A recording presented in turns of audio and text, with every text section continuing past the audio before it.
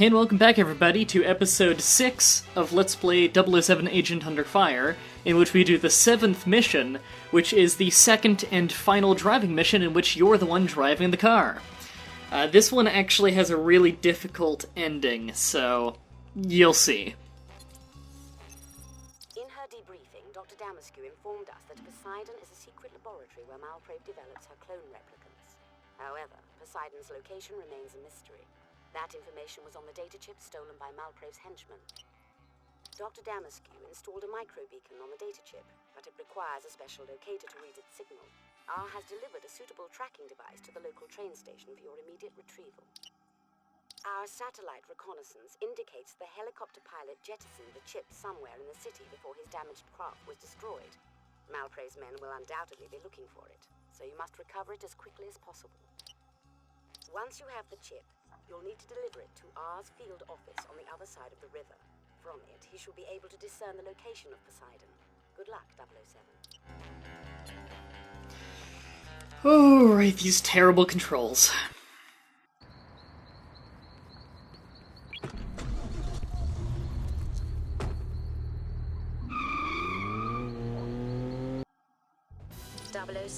The data chip has been ejected from the damaged helicopter.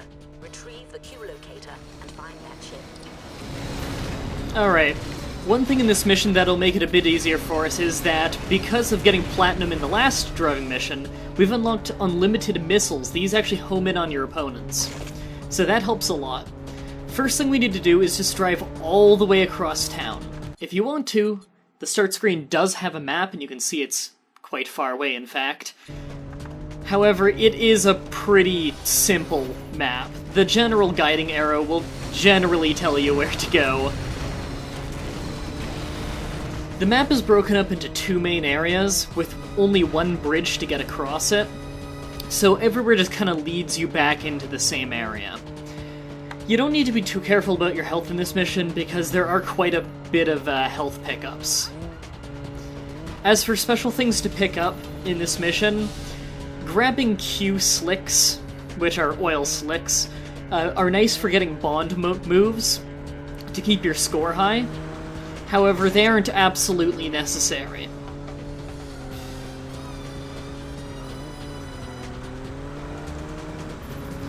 As for any tips on the stage for dealing with the enemies, really Infinite Missile is all you need. If you didn't pick up Infinite Missile in the mission in which you can unlock it, machine gun. The flashing beacon on your GPS map indicates the position of the locator, 007. Now don't dawdle, we have precious little time.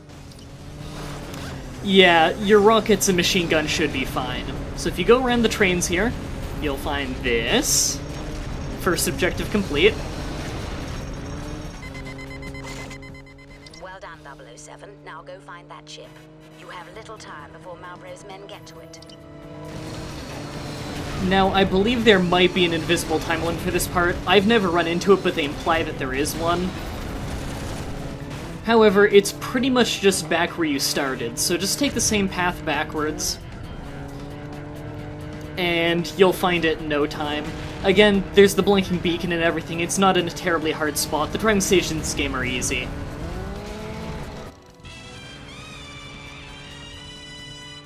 That, by the way, was one of the game's many, many mandatory Bond moves, because you actually do need to take that route. There is no other path to get to this side of town.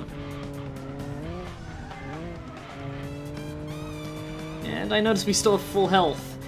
Now, make sure you don't miss it. It is a little side path here, but you go through here.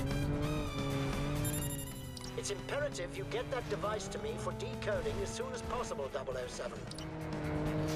Now up comes the kind of difficult part.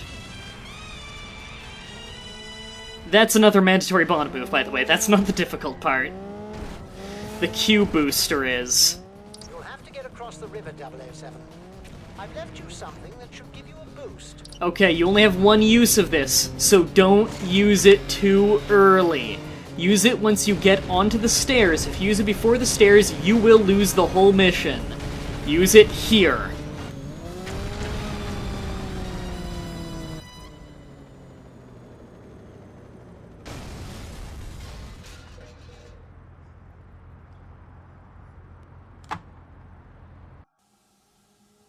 You'll have to rendezvous with R007. Our satellite indicates that Malprave's men are swarming out there. Exercise extreme caution. I found just the thing.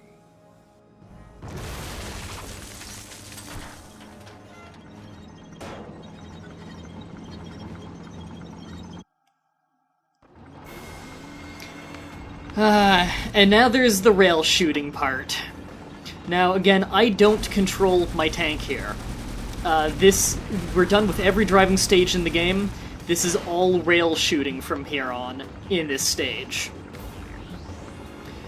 How you control this is the same as last time, except you're using prefixed weapons for everything. Oh, what was the button? Right, it's, there we go. Sorry, I was trying to remember the button. An annoying thing about this, actually, is it fixes the individual weapons you use to wherever they last were. So if you were last using your chain gun on the back, you switched to explosives and went to the front, then when you switch back to chain gun, it'll auto-pull you back to wherever you were last aiming. That can get pretty frustrating.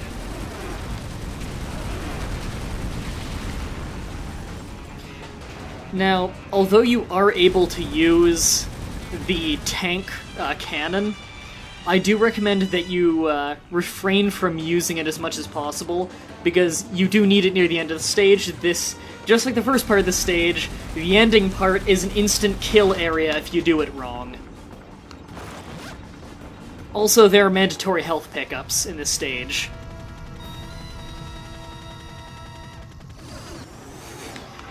Now, you don't need to here, but I like to use the tank. Like the cannon on the tank.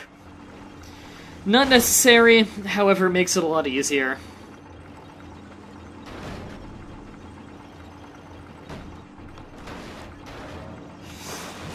Now, this is one mission you really don't want to lose on, because, like most rail shooter missions, it can be very slow. But luckily, a lot of the enemies are very, very weak. The unfortunate part of that would be that it's kind of a boring mission.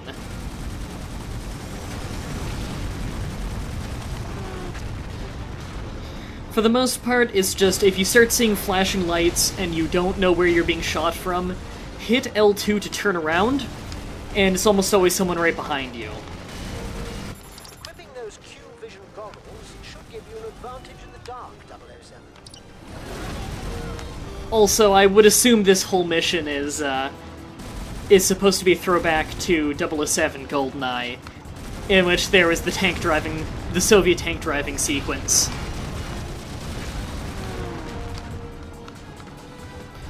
Also, just because you run into vehicles, sometimes don't feel the need to pull out the cannon, because a second or two with the chain gun will be enough, and you don't really need to worry about ammo.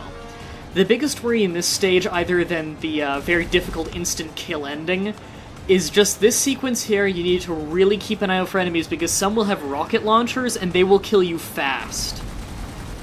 Enemy vehicles, other than helicopters, really don't pose a threat. Luckily, the auto-aim in this game with the chain gun is very forgiving. It'll lock you to enemies quite far away. Just make sure to pick them off early. Be on the lookout.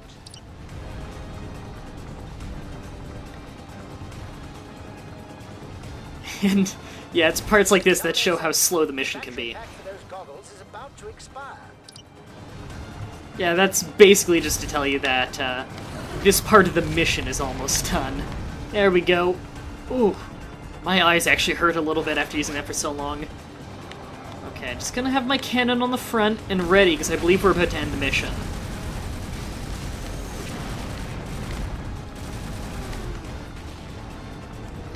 And there... Okay, I think I heard a train, so get this baby ready.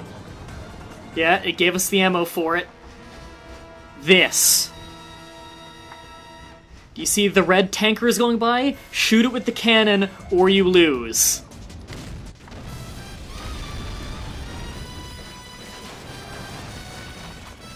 Good job, 007. R is waiting for you.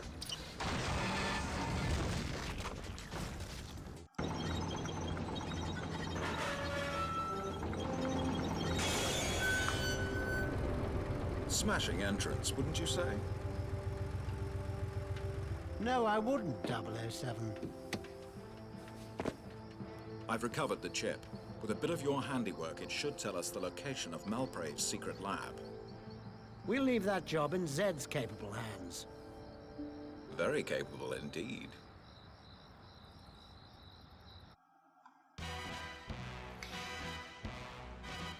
Really, we didn't miss many Bond moves. I think the Bond moves that we missed were probably just oil slicks and smoke screens kind of things. We might have missed a ramp, but not really a big deal. All around, kind of an easy mission, however somewhat stressful mission.